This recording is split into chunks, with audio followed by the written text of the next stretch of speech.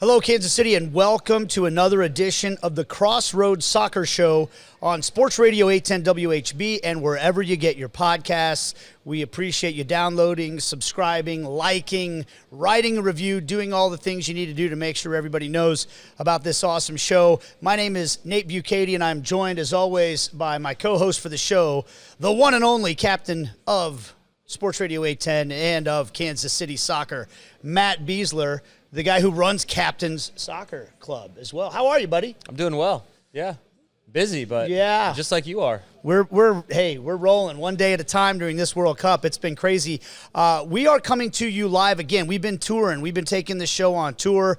We were at Blue Cross and Blue Shield of Kansas City last week. We've been at Nick and Jake's. Today, we are at one of my 6-year-old son Andy's favorite places for wintertime entertainment, which is Dick's Sporting Goods in Town Center, right off of 119th and Knoll. Why is it my son's favorite? Because of the amazing stairwell that we can race up and down, which is great entertainment for a 6-year-old when you're cold outside. But this is an awesome place. You can see behind us all kinds of U.S. men's national team gear. They hooked us up with these.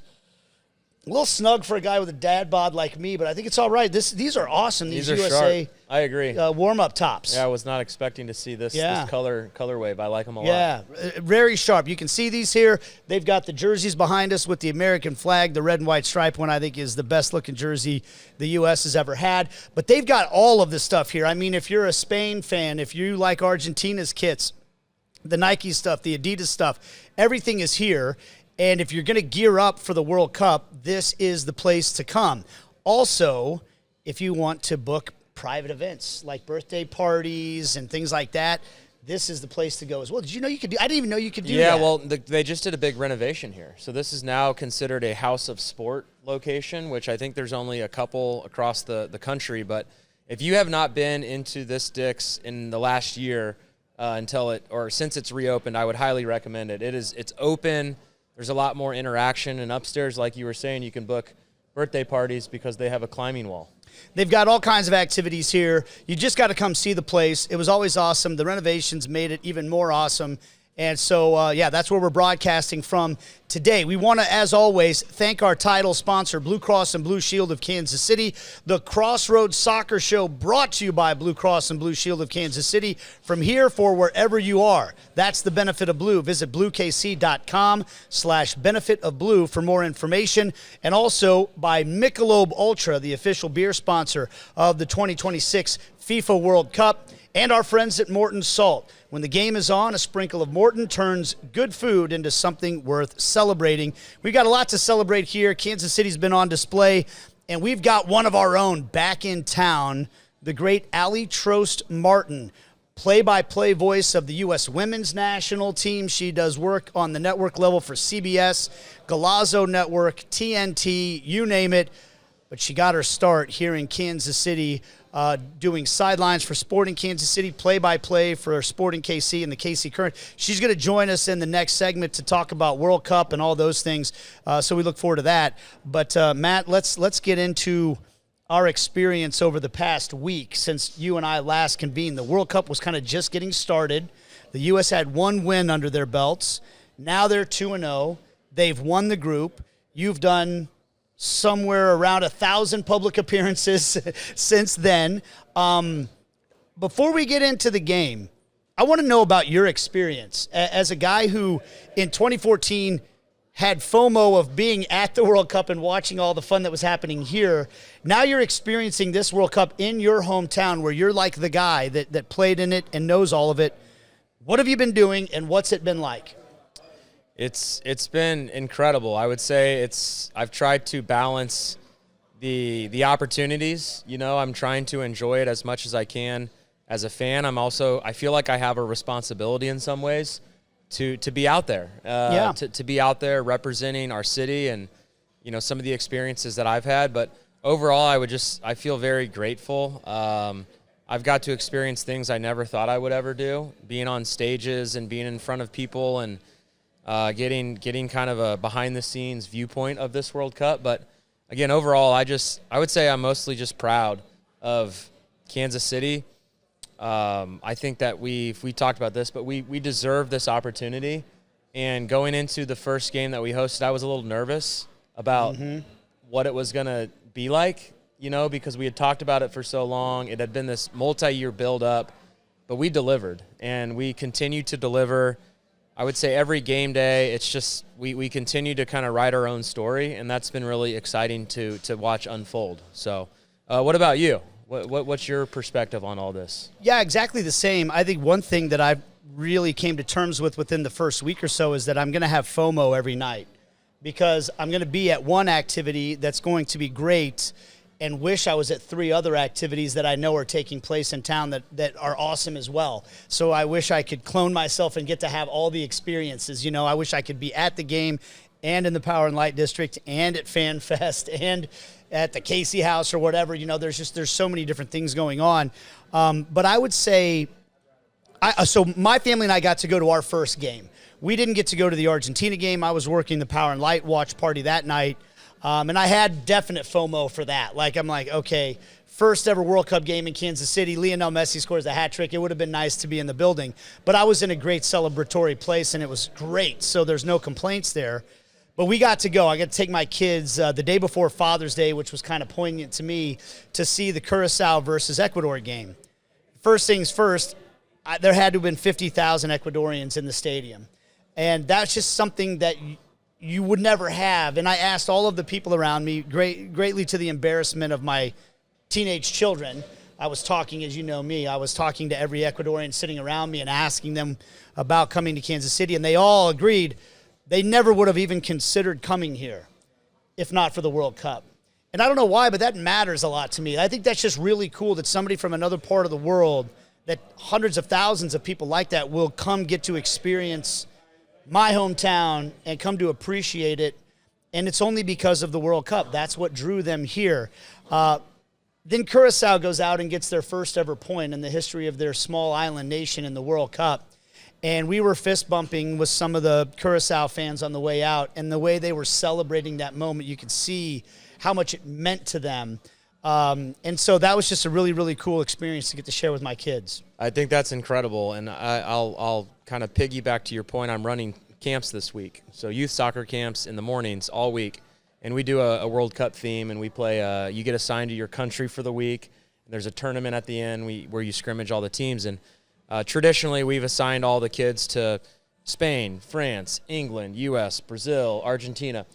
On Monday, when we were starting to assign the teams, there was multiple kids that were requesting, can we be Curacao? Can we be Cape Verde? Can we be Ecuador? I went to the Ecuador game, and I want my team to be Ecuador. Never thought that I would ever see that in my lifetime, which is awesome. That's so cool. There's going to be millions of Americans who fall in love with the game because of this tournament. We know that. But there's also an opportunity for that number to multiply drastically almost by every step that the U.S. men's national team takes forward in the tournament. That's always the case in the World Cup, but particularly with it being on home soil. So for them to get off to a 2-0 start, play as well as they have, win their group already, as an alum of the program, as a guy who's helped carry that ball forward and advance the game, how does that make you feel? It's incredible. Credit to the players and everyone, the staff, the coaches, everybody. It's a position that I didn't think we would be in, and it's a position we've never been in before. So, but it's awesome. I mean, watching our team play and seeing how our country has rallied behind this team already, and we're still just getting into the tournament. Again, I mean, we've never won the group outright, so to do it in our first 2 games, it's uncharted territory for us, and I would say 99% excited and happy and proud. 1% I'm a little uncomfortable because it's like, wait, what do we do? We've never been in this position before. Like, we've played so well so early, and we've won the group, and we've clinched, and now our 3rd group stage game, it doesn't really mean much. So, like, what do we do? Do we rotate? Mm-hmm. Now there's this debate about who we play and do we get the guys minutes? Do we rest people? Are they going to get rusty? Are they going to get out of rhythm? Again, it's not a question I thought I would really have to answer, but I guess I'm grateful and thankful that we're having this debate. Yeah, let's have a little conversation about it, because I think, on the one side, you have the argument of continuity, keep the team in rhythm, keep them fresh. This is for the non-diehard soccer fans in the audience that are Chiefs fans. Maybe the scenario is you're at week 17, last week of the season. You've already clinched the number 1 seed in the playoffs, and your opponent already knows they've got the number 1 draft pick. So they've got nothing to play for either. Like, everybody's position is set. Turkey has nothing to gain other than pride. The United States has nothing to gain other than pride. But there's that conversation you have of, do you want to be rested or do you worry about being rusty if you have a couple of weeks off? So before I even give you any thoughts I have, where do you come down on that? Like, which side of the coin do you come down on with that? I want to play. If I'm a player, I want to play. If I'm healthy and available, I want the games. I want the experience. I want the rhythm of playing. I mean, if I'm more than 70%, I want to be in. I want my number called, and I just want to keep it going. Yeah. I don't want to give up, the confidence and the rhythm that you're in. If I have a knock, then yeah, maybe consider. But here's the thing about a knock. Like, depending on how severe it is, like, if you legitimately can't play, then I understand. Don't risk it and just rest. But if you have something like a little bit, when you play, you actually end up working through it. And you kind of get it out of the way. Whereas if you rest again, then you have to wait till the next game, and there's a little bit of uncertainty about how your ankle's going to respond or how your calf is going to respond. Whereas if you just get it out of the way and you say, all right, I'm going to play for a half or play 60 minutes, it's done.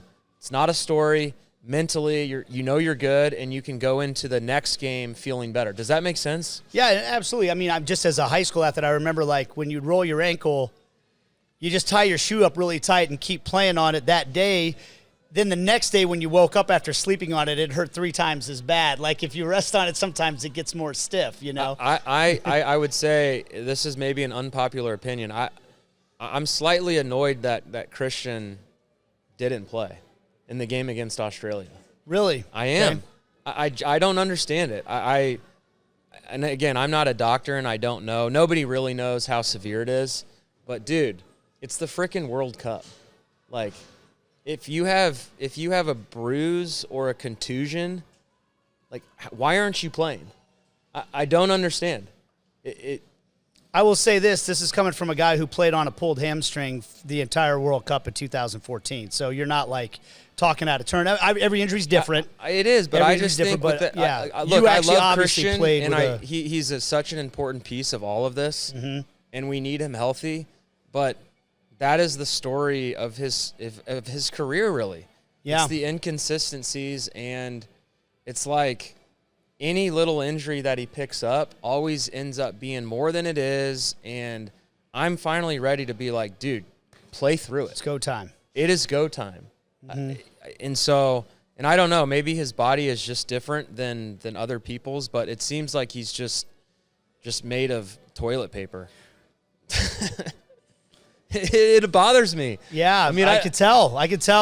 It just annoys me, and everyone's like, well, so now it's a story. Well, is Christian going to play, and let's rest him, and he's the... I will tell you this much. I love the fact that they went out and won the game 2-0 without him. And I do think that one of the things that Pochettino's brought to this team is an idea that it's all bigger than there's no one player. Like, he was Captain America for a long time and saddled with this idea that he was the face of the generation and had to carry it. And I think Pochettino's kind of instituted an idea that nobody's bigger than the team, nobody's more important, and we've got a collection of players that are really good. Do you want to stick on that point, or do you want to move on from it? The Pulisic No, part? we can move on. Again, it's not the end of the world, and I think, taking my personal viewpoint and emotion out of it, I think the fact that he was able to rest and we still got the result, and I think all of that's great. Yeah. But and me not knowing what the injury is, if it's the type of situation where he takes 2 weeks off and then he's like ready to go full on for the knockout rounds, that's great. But I totally understand what you're saying. I mean, I think we've seen athletes in this town alone that have shown like, no, if I can play, I'm playing. You're going to have to drag me out of the lineup. And I think we all prefer that mentality from Salvador Perez back, in his time as a catcher with what you did with the national team and all that. Patrick Mahomes playing on the ankle that he did, throughout the playoffs and every other injury he's played through. I totally get your point. To the point about wanting to play the rest versus rust thing, I'm just trying to read the tea leaves about what we've learned from Mauricio Pochettino to this point. And all we've had to go off of with him, this is the only time he's ever been a national team manager, which is a different ball of wax than when you coach at the club level. And all of the criticisms that I kept hearing leading up to the World Cup, and I succumbed to a lot of it, was he just keeps tinkering. He has, this is going to be the window where he settles on the system that we're going to play and starts to really get the team drilled into it. And then the next window happens and he changes the formation and he tinkers some more. And we wonder, what is – and it seemed like this was a team that came in to the World Cup with no clear identity, at least from the outside. We couldn't get a picture. Is it a back three? Is it a back four? What who does he see playing where? And it seems to me in hindsight obvious now that he looked at those friendlies all as opportunities to tinker. He never looked at one of them and thought, okay, we're going to start, this is how we're going to play, and we're going to get everybody on the same page. He was waiting until the World Cup started to do that. What impresses me, and I didn't think this was likely, is they took the field in that first World Cup game and looked like they had drilled that system for months. I mean, they executed. They were on the same page, and it worked. So if that was the case with all the games where the result didn't matter, those friendlies, I'm wondering if that's going to be the case for a game where the result doesn't matter, right? Like in terms of if they win or lose, they're going to end up in the same position in the table. Does he tinker? Does he rotate guys? Does he use it as an opportunity for guys that he might need later in the tournament to get them some minutes? Yeah. Yeah, look, I've already told you my answer. That was from the player's perspective. Yeah. If I'm a player, this is what I want. Right. I want to play. If I'm available, I want the games. I want the minutes. I want the routine. I want the rhythm. I want all that. But if you're the coach. If I'm the coach, I would probably tinker. I would because you're giving guys opportunities to get World Cup experience, so that maybe when you do need them further down the road, they're not as nervous. They're more comfortable in the environment, in the arena. But also, to your point, this isn't really as big of a factor in soccer as it is in other sports, but putting things on film or getting things on tape. So you talk about the tinkering. Yeah. If they just tinker a bunch and make a whole lot of changes, then their next opponent in the round of 32, which we know is happening, right? They're not going to really be able to look at that last game and take much out of it. Or do they waste a bunch of time going, oh, gosh, do we have to be prepared for this both, now, too? Or maybe they see something or they don't see something, and it's kind of just a mindset where you're not giving them anything or you are giving them something that doesn't matter. So, again, if I'm a coach, I completely understand, and I would probably agree with tinkering and making a lot of changes for those reasons. I think, and it might go in a case-by-case situation, too, where guys that are on yellow cards, I'm not playing you if you're on a yellow card. I'm not taking the risk that you pick up a yellow in this game and then get suspended for the first knockout round. Yeah, if I'm a coach, you go through and have individual conversations with every player, and you say, okay, Tyler Adams is on a yellow, he's not playing. That's a pretty big reason. Right. So-and-so. Chris Richards has an ankle and whatever, so he's out. I think there's maybe 3 or 4 situations where the decision is made for you, and then there's probably 4 or 5 decisions where you have the conversation with the player, and to me, I think it's important. The player has a lot of, sway. Input in the decision, too. Because me as a player, I wanted to play. Right. And that was important to me. But somebody else might say, hey, you know what? I could use a break. Or, you know what? It'd be really nice to not play this, and I promise I'll be ready to go for the round of 32. If a player says that, then you rest him. But if a player comes to you and says, Coach, I want to play, man. I play better when I play consecutively, and I need the minutes, and that's going to make me feel better, then you have to take that into consideration. All right, a lot to consider, and we're going to find out. Nobody knows but Mauricio Pochettino how he's going to handle this situation. It's a great problem to have. The U.S. are on to the knockout rounds. They're going to get a favorable matchup. They know they've won their group, and now they get to go out and play this game, and we get to party on Thursday night. We're going to take a break. When we come back, we're going to be joined by Aly Trost. Martin, I want to remind everybody, we are at Dick's Sporting Goods, and this is the place to come to get all of your soccer gear. Whether you want to get decked out in national team stuff like Matt and I are, if you need to get ready for the next season with your shin guards and your cleats and your shoes. I just picked up a pair of shell toes that they got on display here in the Adidas section. And if you want to book private events like birthday parties, you can do that here as well. Also, we're presented by Blue Cross and Blue Shield of Kansas City, Michelob Ultra, and Morton Salt. We'll be back after this. We are back on the Crossroads Soccer Show on Sports Radio 810 WHB. Wherever you get your podcasts, we appreciate you listening, downloading, subscribing, and all those things. We are at Dick's Sporting Goods at 119th and Knoll. This is the place for all of your soccer gear, your World Cup gear, and private events as well. We're presented by our good friends at Blue Cross and Blue Shield of Kansas City, Michelob Ultra, and Morton Salt. And we're now pleased to be joined by our next special guest. And our special guests get a gift, Matt Besler's Russell Stover heart-shaped box of chocolates. Kansas City, get ready to celebrate soccer this summer. Russell Stover Soccer Capital of America Heart Box. Russell Stover, sweeten your soccer pride. Wow, you guys. For Aly Trost Martin, we're so happy that treat. you're back in town. We give you two heart-shaped boxes. I got so excited I almost knocked the mic over. But you came in through the airport, right? Yes, it looks amazing. Did you see the life-size cutouts of Matt holding up the box? You bet I did. Oh, Matt, you look great. Thank you. You know what? I almost stole one. But I've been getting a lot of security came texts, over. especially from 5 to 7 a.m. each morning with people leaving town and taking a little selfie of the life-size You know what? I'm going to cutout. do that on my way out on Sunday. How about that? Oh, sorry. Didn't mean to give you that idea. No, I'm going to make it my profile picture, too. It's going to be beautiful. Well, Aly, I told everybody at the start of the show who you are. I think everybody remembers, but you got your start in soccer broadcasting here in Kansas City. You're off doing all this big national network stuff now these days, but you're back. What brought you back to Kansas City? The World Cup. Honestly, it was getting a chance to come and join you and be with you guys on the show. I still have family here in Kansas City, and you talked about some of the FOMO that you've been feeling. I'm not going to lie. Look, it's been amazing in New York, all the fans traveling through from all over the world. But there's no place like home, and nobody does soccer like Kansas City. I mean, everything has looked so incredible on TV, whether it's the watch parties, the crowds out at the stadium for the games. It really is just such a special place here, and all of us who have lived here, you know, for any amount of time know that because we've lived it. But for everybody to see that on the biggest stage for the biggest edition of the World Cup ever is just so cool. So I'm so happy to be here. I'm excited to go to a game tomorrow night, get down to some of the watch parties, chat about the teams with you guys, and it's so good to be home and see family too. Welcome back. It's great to have you back. So what are your current responsibilities like around the World Cup back in New York? Yeah, you know, I got to go to the game on Monday for Norway-Senegal, which was amazing. I'm working on some stuff right now that I'll go out and do content around games, which is really fun. And getting to interact with all the fans that come through, I think is really special. It's actually, I don't know if you feel this way, Matt, being a former U.S. guy, but the Norway, the row.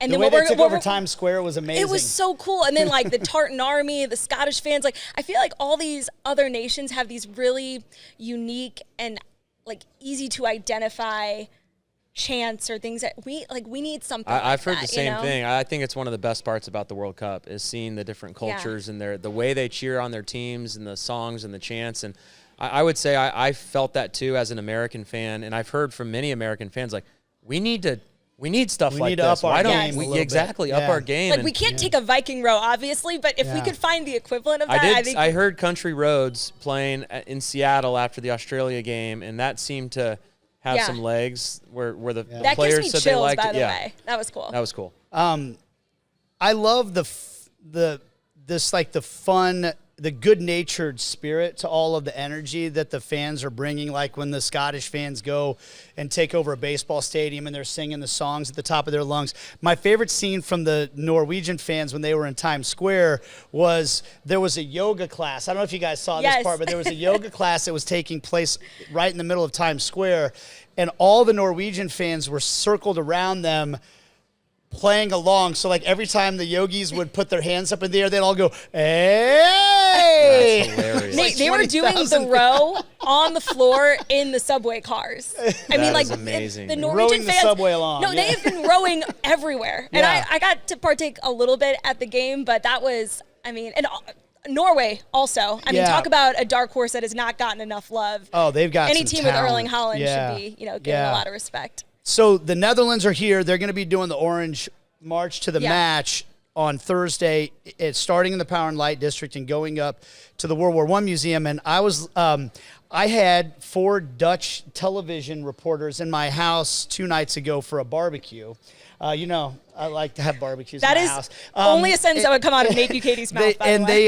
It was a guy that was from the Dutch, a guy and a gal from the Dutch Public Broadcasting Channel, their producer and camera guy, and Nortje, the lady does children's programming, so they came and filmed a bunch cool. of stuff, and but I had them then teach me how to do the Links Rechts is the name of the song, which just means left right. So when they say Van Links, they all jump left, and then he says Da Rich, and they all, and I'm pronouncing it terribly, and they jump to the right. And so here I am on my back deck, and the neighbors are like, what is going on at that house right now? But that is going to be so much fun, Matt, like to be a part of that on Thursday. Yeah, I can't wait. Are you gonna? I'm going. You're gonna do? I'll be there. Oh yeah. You're gonna do the march, or you're just gonna go to the game? Aly doesn't I'm just do doing- half of it. I'm I know. doing both. Okay, I went and bought a really expensive Orange Netherlands kit just for the occasion. Yes, So I will I be love there. it. Orange I have looks to go good home on and you. practice tonight, though. Yeah. What is New York like? You know what I mean? Like, what's Yeah. the city? How is it experiencing it? Because it's hard to cut through the noise. Like in a town like Kansas City, I think we all know the World Cup's here, but in a city like New York, there's so much. What's the atmosphere been like? Well, and New York, as you know, is so big too. So even though something might be happening in New York City, if you don't live within a couple blocks of it, you're not going to be impacted as much. Like I'm 40-something blocks away from Times Square, which is where a lot of these big fan gatherings are happening, whether it's the Brazil fans all coming out or the Norwegian fans all coming out. So you get to see a lot of it on social media, but unless you actually go down there and partake, like that's where I'd say a majority of things have been happening. But as always, New York is such a destination for people all over the world. So there's definitely been a huge influx of fans traveling, which has been really cool to see. There's this little soccer shop around the corner from where I live, and I saw a bunch of fans in there yesterday, on Tuesday, a day after the game on Monday between Norway and Senegal, all sold out of the Norway kits, and all these fans couldn't get their hands on them. So, you have people who, whether they were coming to support Norway already or saw the game and were like, that was amazing, I got to go get myself a kit now.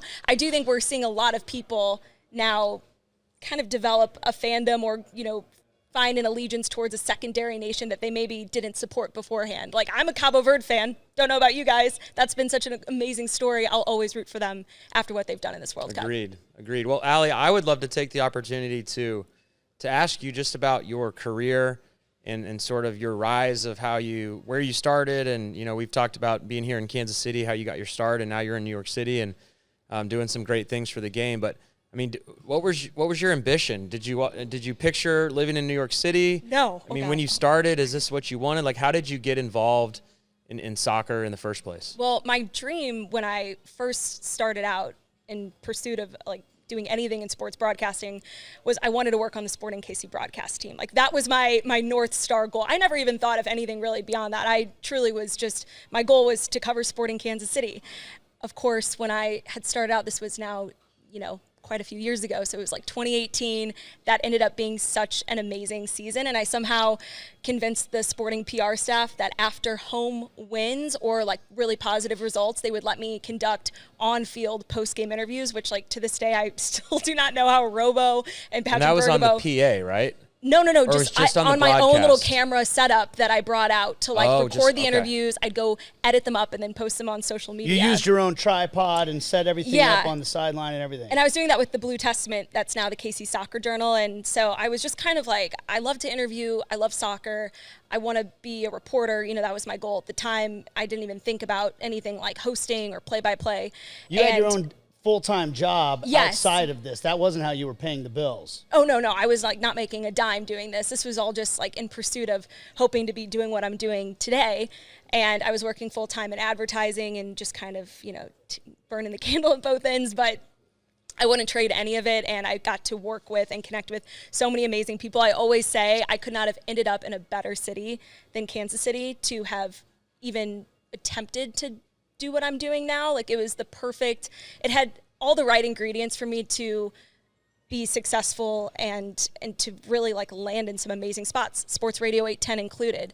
I made the move full-time there in 2019, and I got to try my hand at everything, which I feel like just made me so much more dynamic and well-rounded, whether it was talking on the radio, not just about soccer, but about other sports too, as a reporter, as a fill-in host, helping launch and do some of the video content as well. So it, again, I don't know how many other cities could offer those kinds of opportunities where you not only get so much hands-on experience, but get to work with some of the best people in the world. Like, Kansas Cityans are truly the best. So if you can't tell, I love Kansas City, and I'm really happy to be back.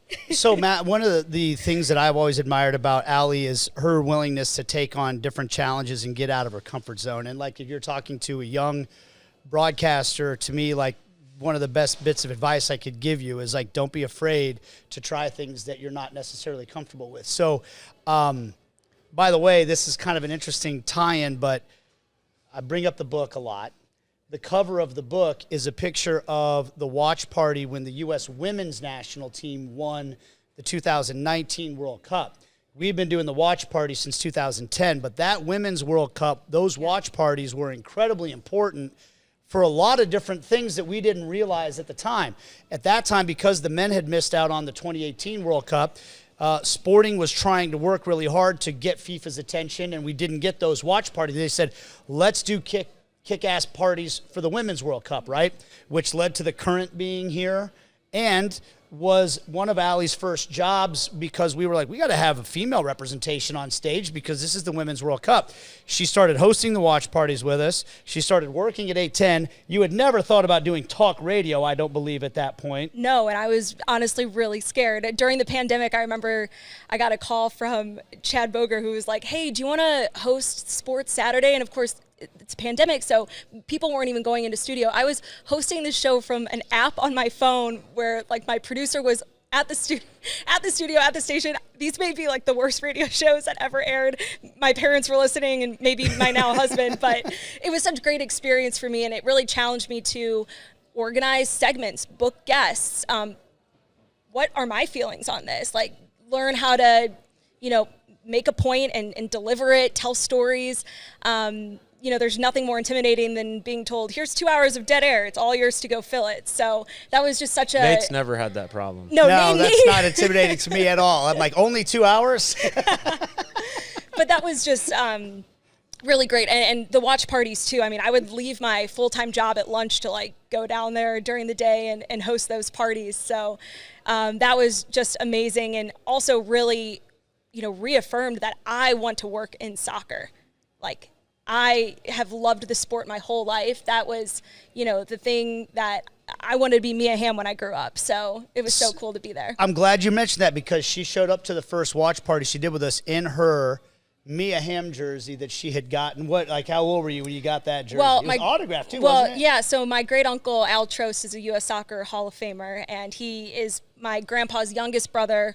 There's 6 Trost boys, and soccer's just been such a big part of our family my entire life. I mean, every Christmas for over 20 years, we go and play indoor soccer at a facility in St. Louis. So, like, this is not just something that, I love soccer and my uncle played. It's like, that is just like, the foundation of the Trost family is soccer. And so my dad, being, a great girl dad, a great, supporter of all my dreams and ambitions, like, knew how much I loved soccer. So when Al would go to these events, my dad gave him this jersey that he bought and was like, hey, can you get any of the women's autographs that you possibly can?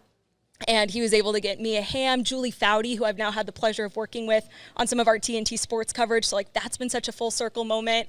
And I also, like, see that as a responsibility myself, I think, too. I nothing gives me bigger goosebumps than going out to a KC Current game or to go to those watch parties and see little girls there screaming their heads off because like that was me. And now looking at where women's soccer is, looking at how much even the women's national team has grown since I was a little girl, it's just really special. And I think this Men's World Cup too, it doesn't just grow the game for young boys. It grows the sport for everybody. And so I think it's so special to be in this moment and seeing so many people catch the soccer fever that we've all had our whole lives. And hopefully, that just continues to grow the game that we love so much. I'm curious, do you have a favorite moment? Soccer's taken all of us places where we never thought it would. But you say, soccer's such a big piece of who you are in your blood.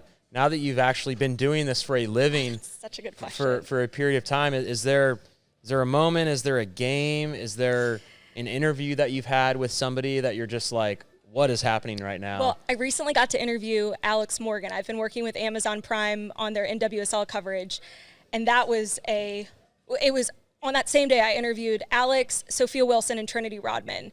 And it was kind of cool to interview like players past and present, right? Alex had played with both of them, but, has since retired and is now doing so many amazing things for the game on the business side and on the, just entrepreneurially and also like through foundation work and all those great things.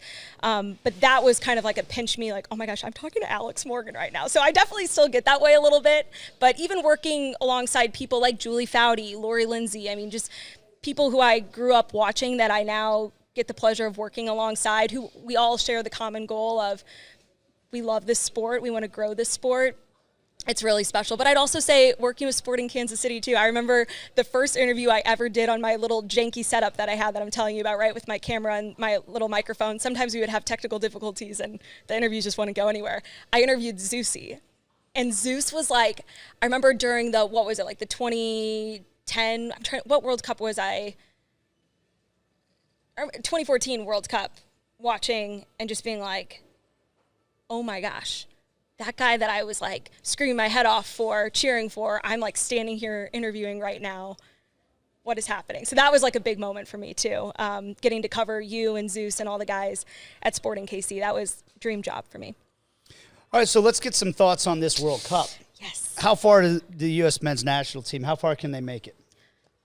Based on what we've seen so far, there's no reason to believe that they couldn't go all the way to the semifinals. I think quarterfinals is what all of us would consider to be a really big success. I would also say round of 16, but it completely depends on who their opponent would be in that case if they get to that point.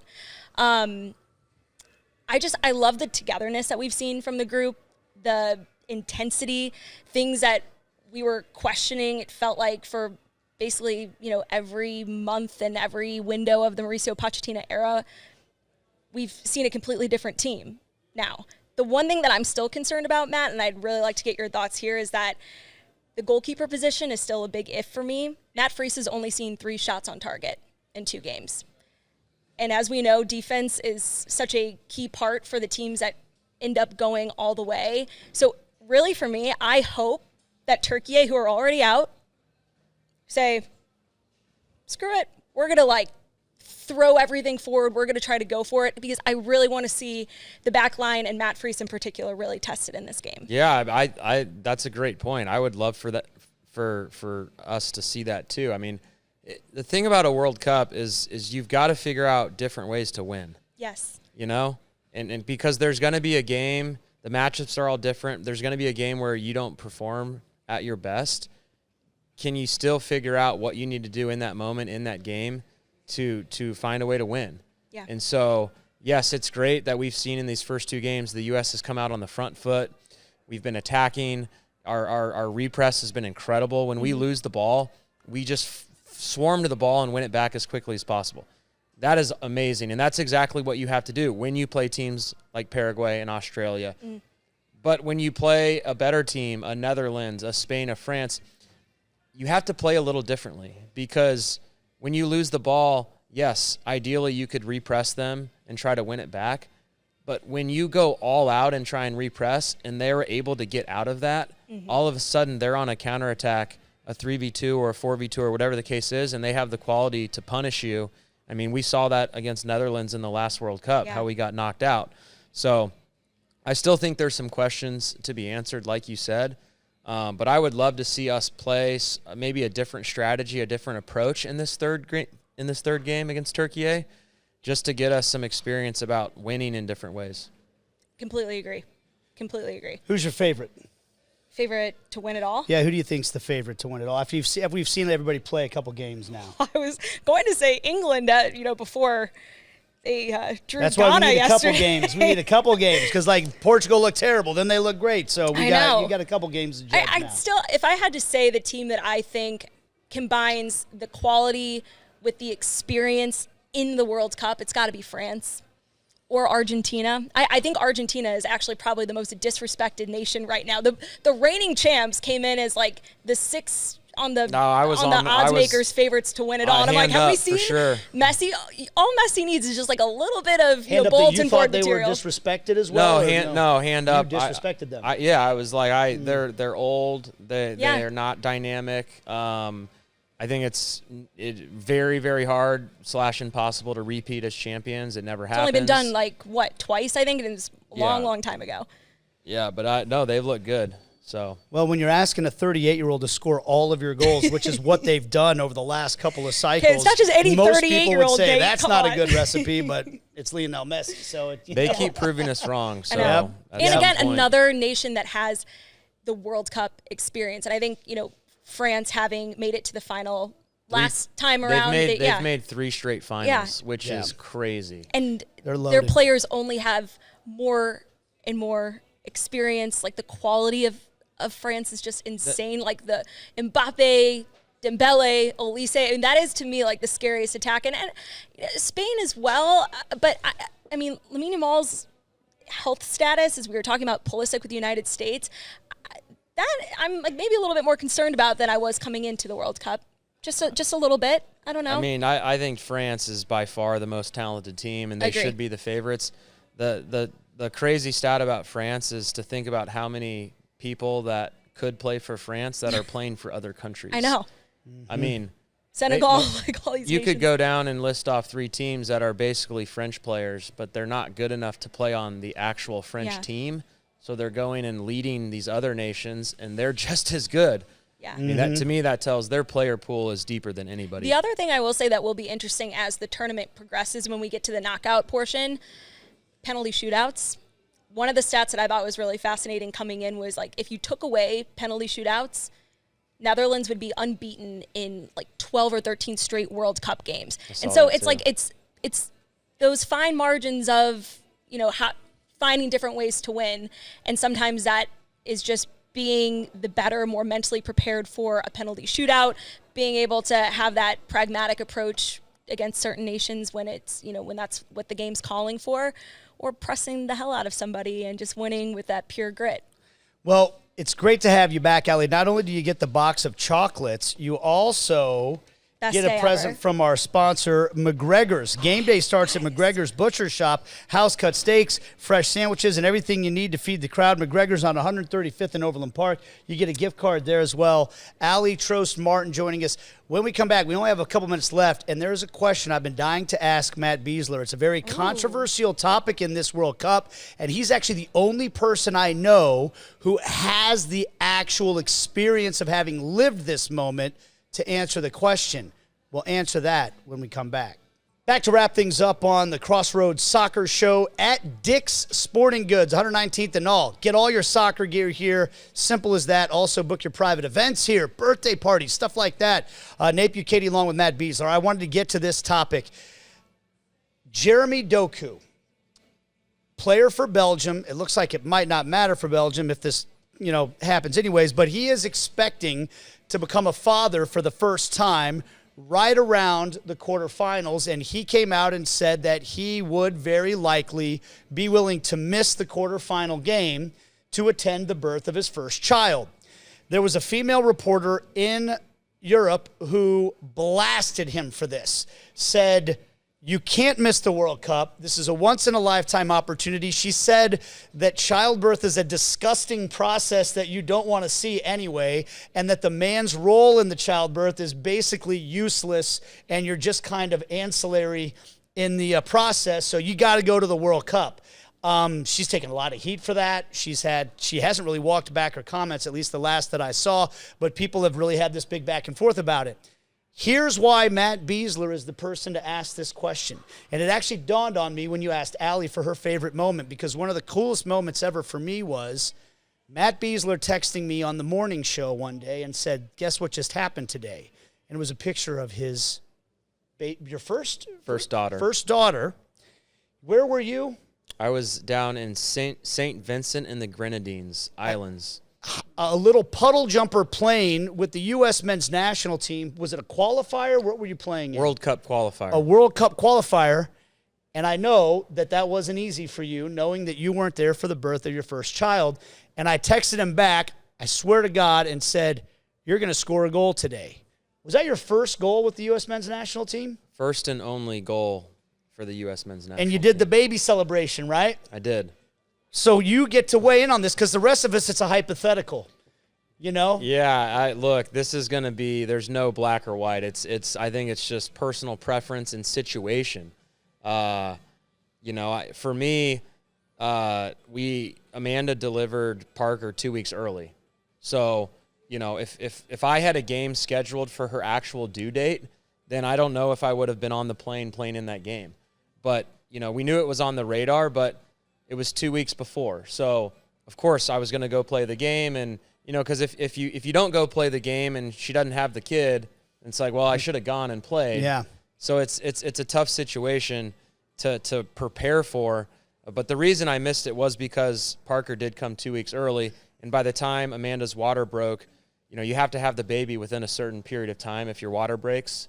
And I physically, it was impossible for me to get back in time because of how far away we were. You guys literally flew like a little propeller plane. It was puddle plane, jumper, right? and then it was Barbados, and then it was Bahamas, and then Miami and Kansas City. So it would have taken me like 33 hours to get back. And so at that point we said, look, I can't come back. We made plans. Amanda's mom was basically filling in for me. So she was in there anyways, which in hindsight, probably worked better. That's what Amanda tells me. No, it worked out how it was supposed to work out. It was very stressful at the time because I couldn't be there. But again, it just happened that way. If I'm the guy on Belgium Doku, right? Yeah. I don't know. I think I see both sides. I don't think it's wrong to say that you want to stay and play in the World Cup. Like, I know that sounds crazy. Well, how's your relationship with Parker? It's awesome. She's one of my kids. So it's not but my damaged relationship forever with my wife too. Yeah. That's the other thing. Right. What's your relationship with your wife? Like, Yeah. is she comfortable with you not being there? Mm-hmm. If Amanda's on the phone going through this process, say, hey, you got to get back. I need you back as soon as possible. Then I'm on the plane. But you have the conversation, and she says, you know what? I'm going to be fine. My mom's here. I'm really comfortable with her. This is going to be a great moment for us. You stay. Go do your thing, and we're going to be cheering you on, then you stay. Mm-hmm. So I don't know what the conversations are between them, but yeah, it's a tricky situation for sure. I think at the end of the day, it's a personal decision. And everybody can have their own opinion, but you got to make your own personal decisions in life. And I will say this for Jeremy Doku. If the biggest criticism that anybody ever levies against you is that you were there for your kid, you could probably live with that. If the biggest criticism that anybody ever levies against you is that you were there for your national team, you could probably live with that. So either way, you're going to be all right. This was fun, wasn't it? It was great, Aly. It was great to catch up with Aly. I'm glad she's back in town, and hopefully we can catch up and hang out a little bit more after the show. Just one more piece to the puzzle that makes Kansas City the soccer capital of America. That's Matt Besler. I'm Nate Bukaty. This has been the Crossroads Soccer Show from Dick's Sporting Goods. Make sure you get here, get your gear, and get your private events booked, and we will see you next time.